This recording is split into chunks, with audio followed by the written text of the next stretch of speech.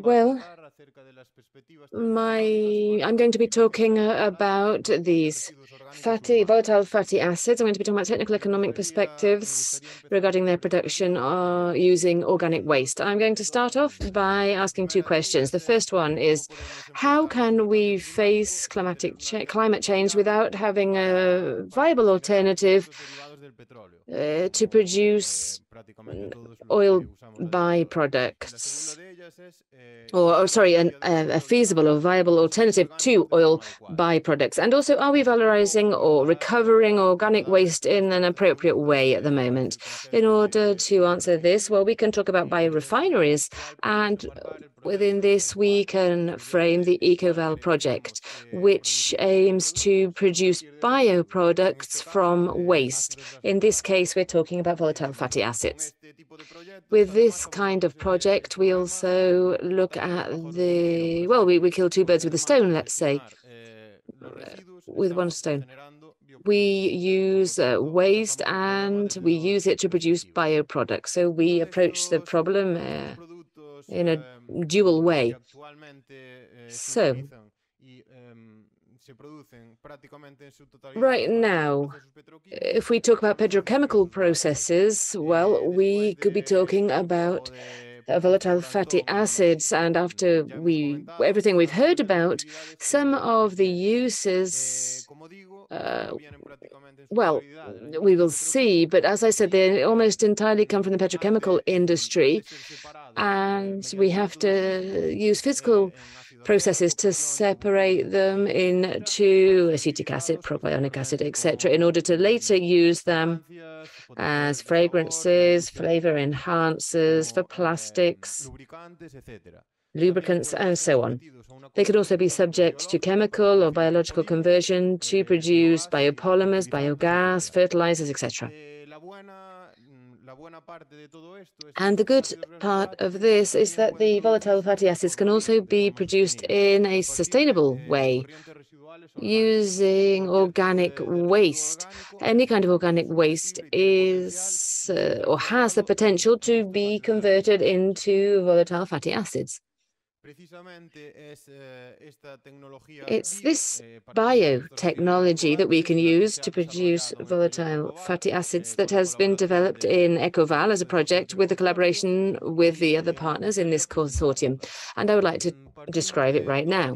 We start off with two kinds of substrates. We have the sludge from the water treatment, and we have bio-waste. They're subjected to fermentation, digestion, and in the last phase of digestion, we want to accumulate the acids, and we have different strategies and operations thanks to the inputs of Santiago de Compostela Institute and Institute of Toulouse.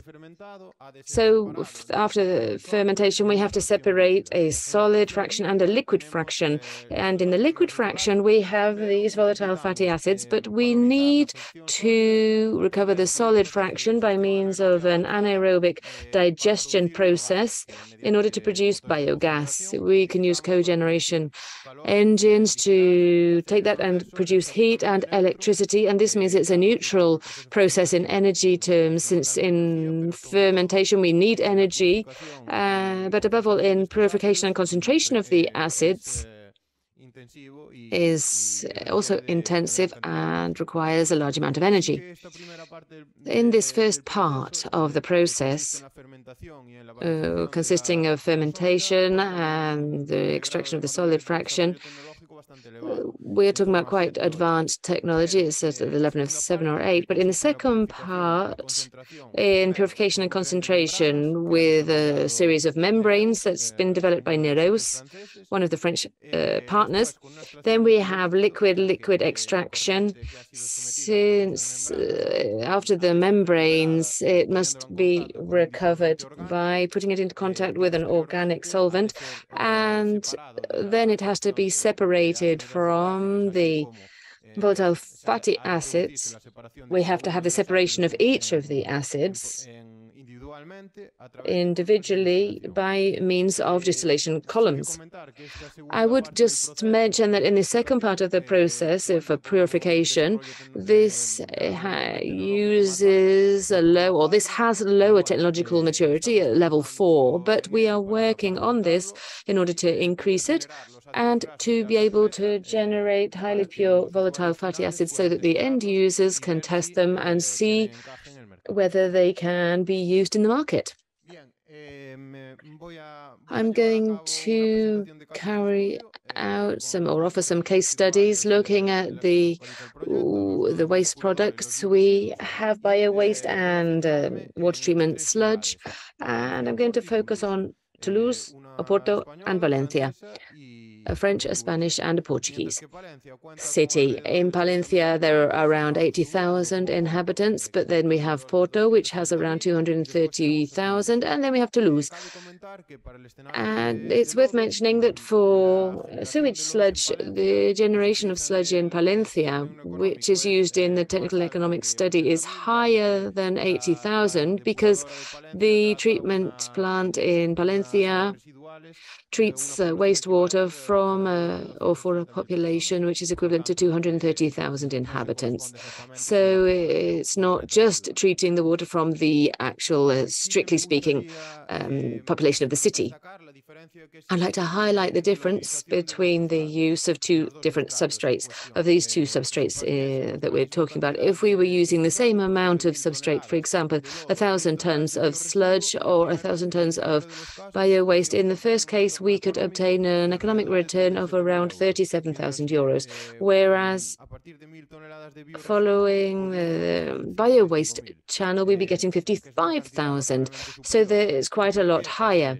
Why is this the case? Well, it's for three reasons, due to three factors. First of all, we have the performance of conversion from organic material to volatile fatty acids in bio-waste is higher than if we're talking about sewage sludge. And on the other hand, we have fermentation and the selection within fermentation. The bio-waste favors the metabolic process and the generation of longer chain volatile fatty acids, which in turn have a higher market value. And this is in fact increasing. So I would just say that the differences arise from those factors. I would like to talk about the case of Palencia, with the potential or possible construction of a decentralized plant for producing volatile fatty acids in this city to treat around 18,000 tons of sludge per year. This would cost 4.3 million euros approximately. And on the right, we have a chart. I'm not sure whether you can see that very clearly, but we can see the different economic entries or items and the methodology used to calculate the investment. We can see that the fermenter and the digester is the most important cost, followed by instruments and distillation columns. If we wanted to build a plant for bio-waste instead of sludge with 5,000 tons, we'd be talking about 2.7 million euros. Well, I would like to say thank you right now to Kono in this work. Thanks to them, we were able to develop this technology. I have to highlight here that although in Palencia, in that city, they produce 17,000 tons of bio-waste per year, what is really, or what we would really be able to use, or it would be around 5,000 tons, which is approximately 30%. We've seen in the models developed in the project that this is the maximum amount, around 30%, that we would have available to us after selective collection. So here I would ask each of us and the administration to work to improve the percentages of selective collection, since this has a big impact on the economic figures that we're looking at.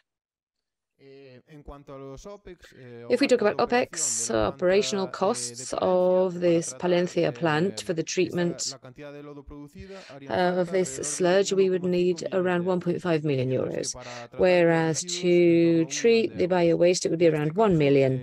In this case, the biggest expense is related to staff, although this would be something which could be optimized since these plants, for example, if they could be linked to a water treatment plant, then they could share staff perhaps and maximize or optimize the costs. We have to have pH controls, and we have the renewal of the equipment, which are also significant costs. And the indicators, economic indicators that we have for the city of Palencia, if we talk about sludge, we can see that the income will be slightly higher than the costs, but almost the same. We could produce around 390 tons per year of volatile fatty acid, which gives us a payback of over 10 years. If we're talking about the 5,000 tons of bio-waste available, we could produce approximately 150 tons per year, but the figures don't work out because the income is less than the outgoings and the costs. So it's not feasible in economic terms on this scale. As we increase the population, we would be talking about Porto with a sludge treatment plant with a capex of 4.9 million, but the income would be quite a lot higher than the costs, so the payback period would be 8 years approximately. If we were talking about bio-waste, the 17 tons available to us, we could get around 500 tons of volatile fatty acids per year, and we can see that the payback here is higher. It's over 10 years. And if we continue to look at larger populations, we could look at Toulouse. We would be treating 80,000 tons of sludge per year in this potential treatment plant for volatile fatty acids, and the income would double costs, so the payback is reduced, as we can see here. And if we talk about sludge and bio-waste, for both of them, the payback would be around 7 years. Clearly, we can see that as the population increases, then the flow and availability of waste increases as the source of substrate for these processes, and this makes the projects more feasible, and we reduce the payback. As the acids production plant increases, well, we can see that there is a reduction. You need less investment per kiloton of capacity. What varies is the minimum viable scale treating sludge compared to bio-waste, because the expenses are not exactly the same. But we could establish a figure of around 30,000 tons per year as a starting point, after which the process is economically viable. And it's clear that it's up to us to establish economic indicators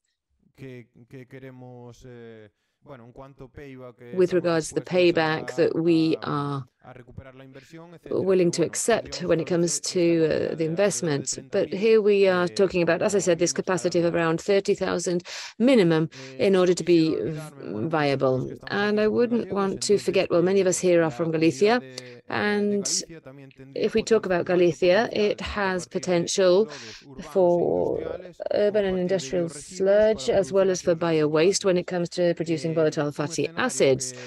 If we look at the scenario, we would be talking around 30,000 tons per year of urban and industrial sludge. And we know that in Galicia, we have dairy and tin products, which are important and generate a lot of waste. And we've tested in other products that these are suitable substrates for the production of volatile fatty acids. So we could use these sources of waste to have a plant with a 10-year payback period. If we devoted 20% of the total waste produced in Galicia, which is what the models establish, we can collect selectively, then we could supply the market in Spain with 3% of their demand for acetic acid and over 10% for butyric acid each year. And what are the main messages then that I would like you to take away? First of all, is that ECOVAL has shown that the production of volatile fatty acids from sludge and biowaste is technically viable. And it's clear that it's necessary to continue with technological developments in order to optimize the process and to reduce the minimum viable scale, above all when looking at the second part for concentration and purification of the acids, which is where we saw that the technological development was less mature. And composting and the production of biogas are good examples of circular economy. There's no doubt of that. And we've already seen this in the other presentations, which are firmly supporting that option, which is already mature. But they don't allow a sustainable production of consumer goods. So here we are proposing something complementary, not with the idea of replacing them. It's clear that it's necessary, it's urgent, the need to speed up the transition towards bioprocesses in order to no longer depend on fossil fuels. And we, well, just have to take the first steps in order to move forward. And we will continue to work on this. And that's all.